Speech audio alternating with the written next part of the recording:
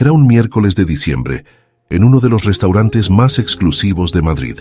con sus lámparas de cristal centelleando sobre manteles blancos impecables, cuando Alessandro Ferretti, 34 años, heredero de una de las fortunas más grandes de Italia, con un patrimonio familiar de 2.000 millones de euros, en el sector del lujo y la moda, escuchó algo que lo dejó completamente paralizado en medio del salón. Una joven mesera de cabello castaño, recogido en una trenza, vestida con un sencillo uniforme verde oliva y un delantal beige, estaba sirviendo un café a una elegante anciana de cabello plateado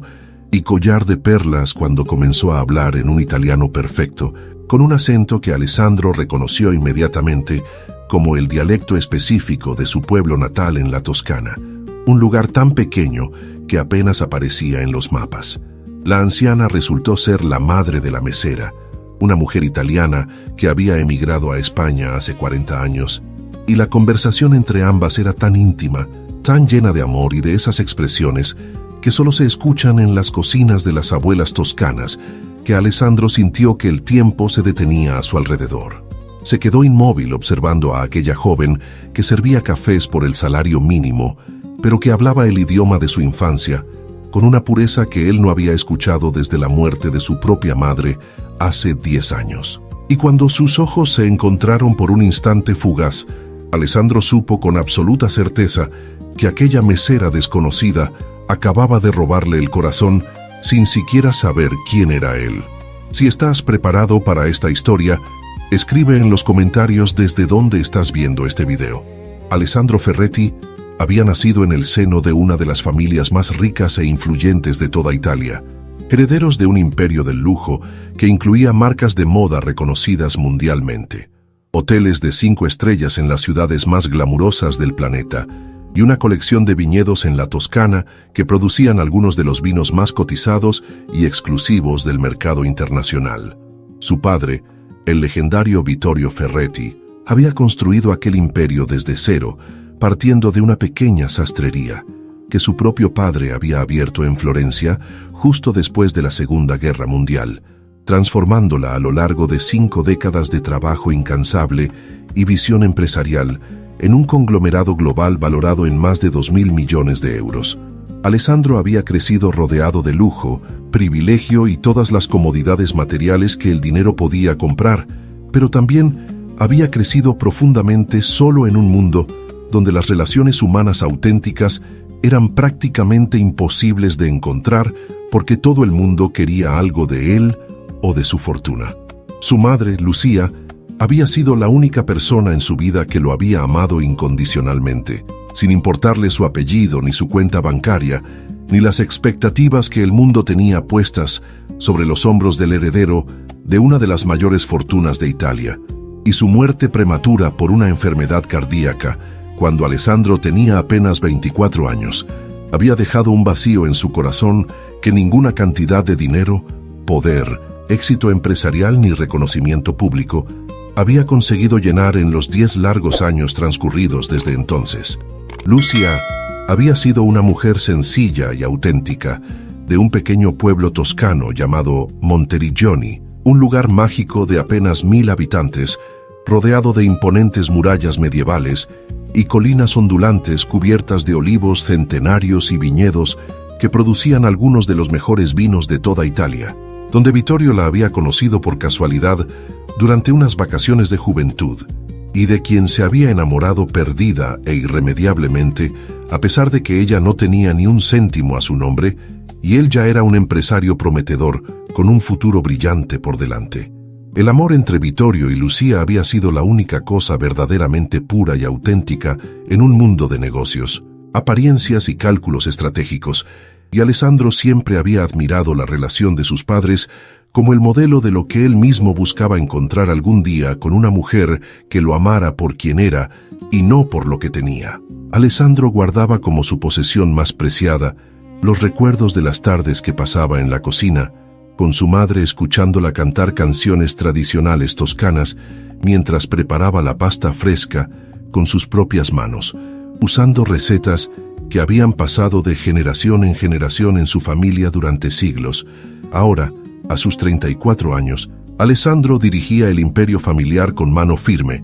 y resultados financieros impresionantes, pero su vida personal era un desierto emocional donde las relaciones con mujeres hermosas pero superficiales duraban semanas o meses antes de terminar en decepciones mutuas, cuando ellas descubrían que él buscaba algo más profundo que fiestas en yates y vacaciones en islas privadas. Había viajado a Madrid esa semana de diciembre para cerrar una importante adquisición empresarial, la compra de una cadena de hoteles boutique españoles que expandiría significativamente la presencia de su grupo en el mercado ibérico, y había elegido almorzar en aquel restaurante del barrio de Salamanca simplemente porque le habían dicho que servían una buena cocina mediterránea. No tenía la menor idea de que aquel almuerzo rutinario cambiaría completamente el rumbo de su vida. Elena Moreno tenía 28 años. Trabajaba como mesera en el restaurante desde hacía 3 años y soñaba con poder algún día abrir su propia pequeña trattoria donde pudiera servir los platos tradicionales italianos que su madre le había enseñado a cocinar desde que era una niña pequeña en la cocina de su modesto apartamento en el barrio de Lavapiés. Su madre, Isabella, había emigrado de Italia a España hace exactamente 40 años, cuando tenía apenas 20 años, y estaba embarazada de Elena. Huyendo de una situación familiar complicada en su pueblo natal de Monteriggioni y buscando un nuevo comienzo en un país donde nadie conociera su historia ni pudiera juzgarla por las decisiones que había tomado. Isabella había trabajado duramente durante décadas como costurera, limpiadora, cocinera y cualquier otro empleo que pudiera encontrar para sacar adelante sola a su hija, negándose siempre a revelarle quién era su padre o las circunstancias exactas de su concepción, diciendo únicamente que era un capítulo de su vida que prefería mantener cerrado para siempre. Elena había crecido hablando italiano fluido en casa con su madre como lengua materna, aprendiendo meticulosamente las recetas tradicionales de la nonna que Isabella recreaba con devoción de memoria cada domingo por la mañana, escuchando fascinada durante horas historias sobre las colinas doradas de la Toscana y los cipreses majestuosos que se recortaban contra el cielo azul intenso del Mediterráneo, soñando con visitar algún día aquel país lejano que sentía profundamente como suyo, aunque nunca hubiera puesto un pie en su tierra ni conocido a ningún familiar más allá de su propia madre. La comida italiana era para Elena mucho más que simple alimentación. Era una conexión sagrada con sus raíces, con su identidad, con una cultura que corría por sus venas, aunque hubiera nacido y crecido a miles de kilómetros de distancia del país de origen de su familia materna. Ahora, a sus 28 años, Elena seguía viviendo con su madre en el mismo pequeño apartamento de Lavapiés donde había crecido, trabajando turnos agotadores en el restaurante para poder pagar las facturas y ahorrar poco a poco para su sueño de abrir algún día su propio negocio. Su madre Isabella, que acababa de cumplir 60 años, había empezado a tener problemas de salud en los últimos meses que preocupaban profundamente a Elena, y la joven había decidido llevarla al restaurante aquel miércoles para que almorzara algo especial y se distrajera de las preocupaciones médicas que ensombrecían sus días. El jefe de Elena le había dado permiso para atender personalmente a su madre durante su hora de descanso, y la joven estaba sirviendo el café mientras conversaba con Isabella en italiano sobre los resultados de los últimos análisis médicos, cuando sintió que alguien las observaba con una intensidad que le erizó la piel de la nuca. Al levantar la vista, sus ojos verdes se encontraron con los ojos oscuros de un hombre increíblemente atractivo, vestido con un traje azul marino impecable, que la miraba desde el otro lado del salón, con una expresión que ella no supo interpretar, pero que la hizo sonrojarse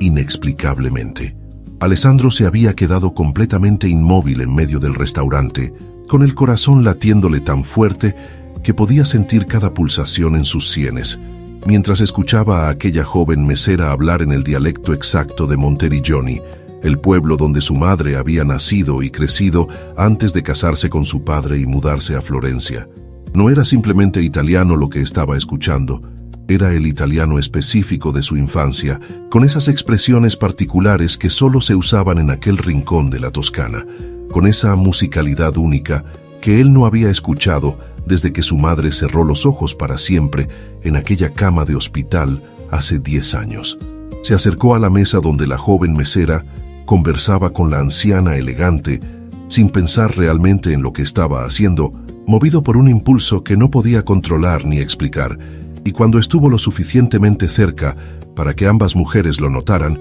se disculpó en italiano por la interrupción y preguntó con voz ligeramente temblorosa si por casualidad alguna de ellas era de Monteriggioni. La anciana de cabello plateado lo miró con una expresión de sorpresa absoluta que rápidamente dio paso a algo más complejo, algo que Alessandro no supo identificar en ese momento, pero que más tarde entendería como reconocimiento, mezclado con un miedo antiguo y profundo. La joven mesera, por su parte, le respondió con una sonrisa cortés pero confundida que sí, que su madre había nacido en ese pueblo hace 60 años, aunque llevaba 4 décadas viviendo en España, y preguntó amablemente cómo era posible que él conociera un lugar tan pequeño y remoto. Alessandro explicó que su propia madre también había nacido en Monteriggioni, que él había pasado muchos veranos de su infancia visitando a sus abuelos maternos en aquel pueblo mágico rodeado de murallas medievales, y que hacía años que no escuchaba a nadie hablar con aquel acento tan particular que le traía tantos recuerdos de su niñez feliz. La conversación que siguió fue extraña, intensa y cargada de una electricidad que ninguno de los 3 participantes podía explicar completamente. Alessandro se sentó a la mesa con ellas sin que nadie lo invitara formalmente, pero tampoco sin que nadie protestara por la intrusión, y durante la siguiente hora habló con Isabela y Elena sobre Monteriggioni, sobre las tradiciones toscanas, sobre los platos típicos de la región, sobre las fiestas del pueblo que él recordaba de su infancia. Y mientras hablaba animadamente, mientras compartía recuerdos preciosos de su infancia y escuchaba con atención genuina los de ellas, mientras descubría conexiones inesperadas entre sus historias paralelas, Alessandro notó que Isabella lo miraba de una manera cada vez más intensa y profundamente perturbadora, como si estuviera viendo materializarse frente a sus ojos un fantasma del pasado que creía enterrado para siempre bajo décadas de silencio y distancia. Había algo en aquella mirada de la anciana que inquietaba a Alessandro sin que pudiera explicar exactamente por qué. Una mezcla de reconocimiento, miedo, dolor antiguo y algo más que no conseguía identificar, pero que le provocaba un escalofrío inexplicable cada vez que sus ojos se encontraban. Esa noche,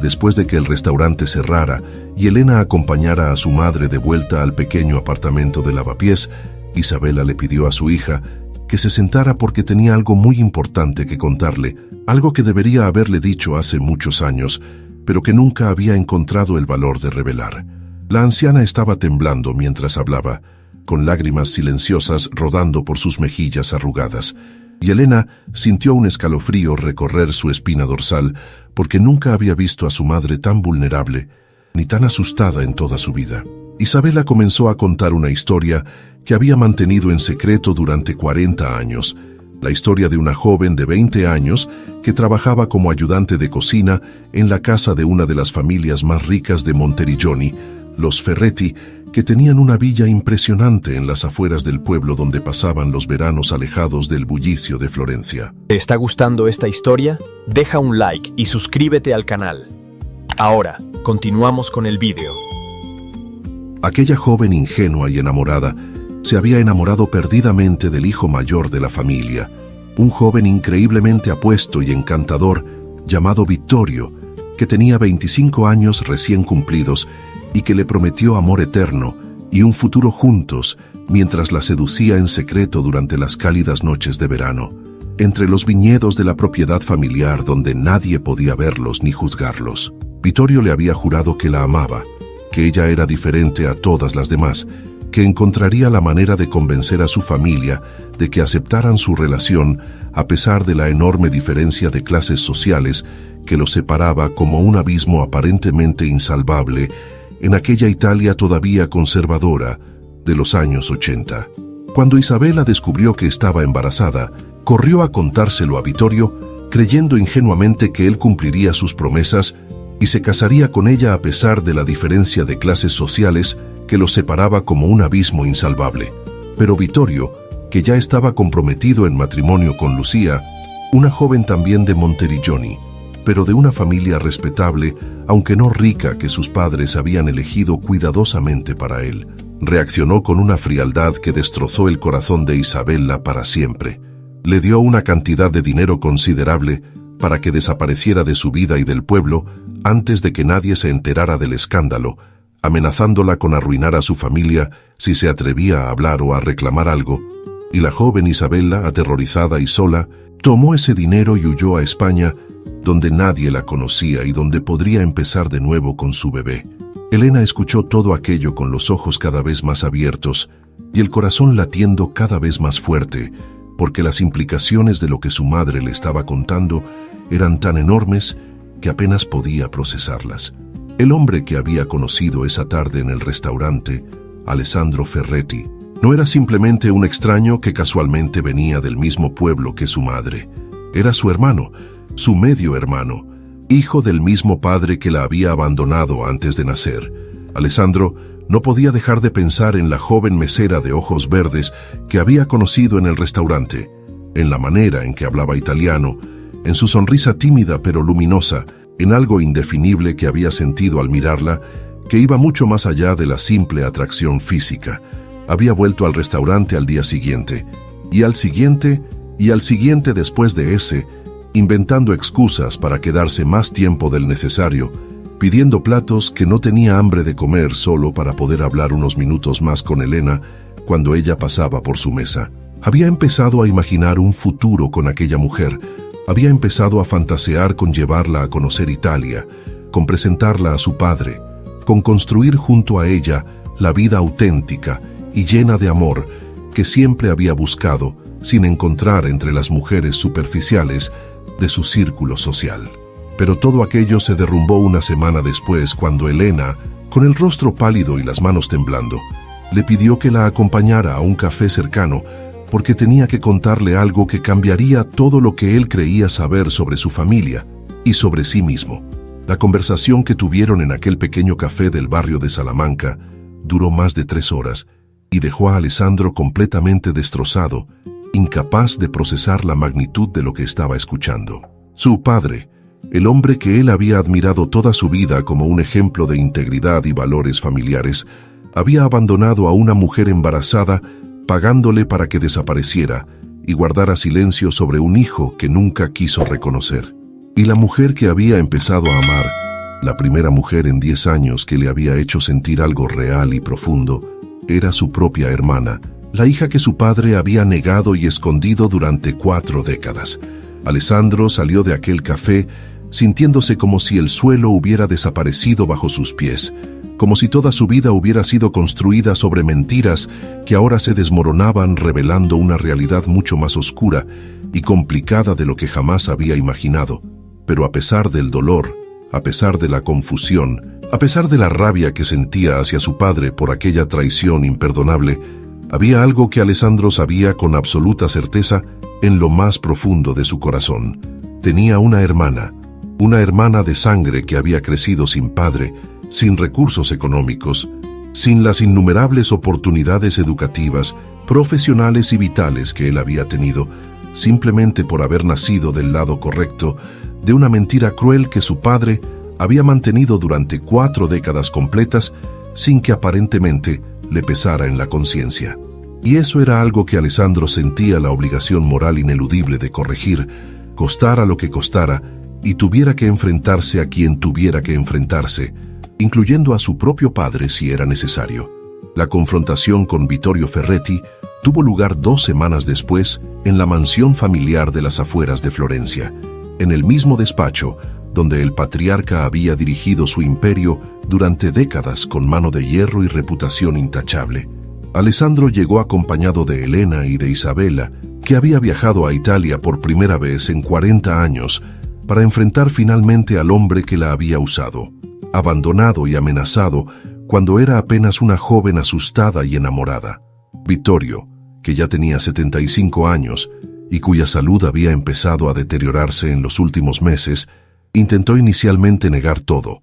luego minimizarlo como un error de juventud sin importancia. Y finalmente, cuando Alessandro le mostró los resultados de una prueba de ADN que había realizado discretamente, confirmando que Elena era efectivamente su hija biológica, se derrumbó en su sillón de cuero con el rostro hundido entre las manos. Lo que siguió fue una conversación larga, dolorosa y llena de lágrimas en la que 40 años de secretos, mentiras y dolor reprimido salieron finalmente a la superficie. Vittorio confesó que nunca había olvidado a Isabella ni a la hija que había abandonado, que había vivido toda su vida con la culpa de aquella decisión cobarde que tomó cuando era joven y estúpido, y le importaba más la opinión de su familia y su posición social que hacer lo correcto. Confesó que había amado genuinamente a Lucia, la mujer con quien se casó, y que fue la madre de Alessandro, pero que una parte de su corazón siempre había permanecido en aquellas noches de verano con Isabella,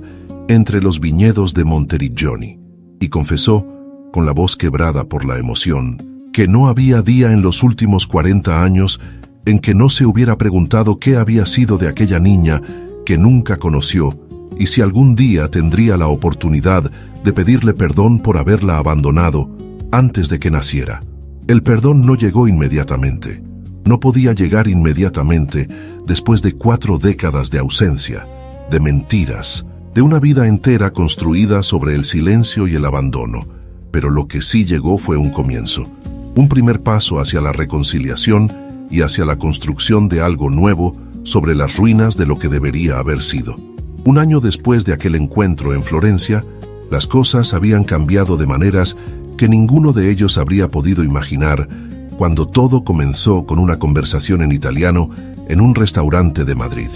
Elena había sido reconocida legalmente como hija de Vittorio Ferretti, con todos los derechos que eso conllevaba, aunque ella había insistido en que no quería nada del dinero familiar y que lo único que le importaba era tener finalmente un padre y un hermano que la reconocieran como parte de su familia. Alessandro había encontrado en Elena no el amor romántico que inicialmente creyó sentir cuando la vio por primera vez en aquel restaurante de Madrid, sino algo quizás mucho más valioso, más profundo y más duradero que cualquier romance pasajero. Una hermana de verdad con quien compartía no solo la sangre de su padre, sino también el amor profundo por la cultura italiana, por la cocina tradicional toscana, por las tradiciones familiares que su madre Lucia le había transmitido con tanto cariño y que resultaron ser sorprendentemente las mismas que Isabella había enseñado a Elena durante toda su vida en aquel pequeño apartamento de Lavapiés. Era como si Lucia e Isabella, sin conocerse jamás, hubieran transmitido a sus respectivos hijos la misma herencia cultural, los mismos valores, las mismas recetas de familia que venían de generaciones de mujeres toscanas que habían cocinado con amor para sus familias. Isabella había vuelto a Monteriggioni por primera vez en 40 años, caminando por las calles empedradas del pueblo donde había nacido y sufrido, visitando la tumba de sus padres que habían muerto sin saber qué había sido de ella, y finalmente haciendo las paces con un pasado que había cargado como un peso insoportable durante demasiado tiempo. Y Vittorio, consciente de que le quedaba poco tiempo de vida y determinado a enmendar, aunque fuera parcialmente, los errores de su juventud, había creado un fondo fiduciario para Elena y para Isabella que les garantizaría seguridad financiera por el resto de sus vidas, además de incluir a Elena en su testamento como coheredera junto a Alessandro del imperio familiar que él había construido. El restaurante de Madrid donde todo había comenzado seguía funcionando exactamente igual que antes, con sus lámparas de cristal y sus manteles blancos inmaculados, pero Elena ya no trabajaba allí como mesera. Había abierto finalmente su propia trattoria en el barrio de Malasaña, un pequeño local acogedor donde servía los platos tradicionales toscanos que su madre le había enseñado a cocinar, con recetas que venían de generaciones de mujeres Ferretti, aunque ella no lo supiera cuando las aprendió. El restaurante se llamaba Da Isabella, en honor a su madre, y en las paredes colgaban fotografías de Monteriggioni, de los viñedos de la Toscana y de una familia que había tardado 40 años en reunirse, pero que finalmente había encontrado el camino de vuelta a casa. Alessandro visitaba Madrid cada vez que podía, no por negocios, sino por placer, para comer la pasta fresca de su hermana, para hablar en italiano sobre recuerdos de infancia que resultaron ser sorprendentemente similares a pesar de haber crecido en mundos tan diferentes, y para construir poco a poco la relación fraternal que les había sido negada durante casi 3 décadas de sus vidas. Y cada vez que se sentaba en aquella pequeña trattoria acogedora de Malasaña, rodeado del aroma reconfortante de la salsa de tomate casera cocinándose a fuego lento y del sonido familiar del italiano hablado con el inconfundible acento musical de la Toscana, Alessandro pensaba inevitablemente en su madre Lucía, en cómo ella habría amado con todo su corazón conocer a Elena y en cómo a veces las tragedias más dolorosas del pasado pueden transformarse milagrosamente en bendiciones inesperadas del presente si uno tiene el valor de enfrentar la verdad por más difícil que sea y el corazón lo suficientemente grande para perdonar a quienes nos han hecho daño. Si esta historia te ha recordado que la familia no siempre es la que nos toca por nacimiento, sino la que elegimos construir con amor y perdón, que los secretos del pasado siempre encuentran la manera de salir a la luz, y que a veces los encuentros más casuales pueden cambiar completamente el rumbo de nuestras vidas, deja una pequeña señal de tu paso por aquí. Y si te has quedado hasta el final, si has acompañado a Alessandro y Elena desde el primer encuentro en aquel restaurante hasta la reunión de una familia rota,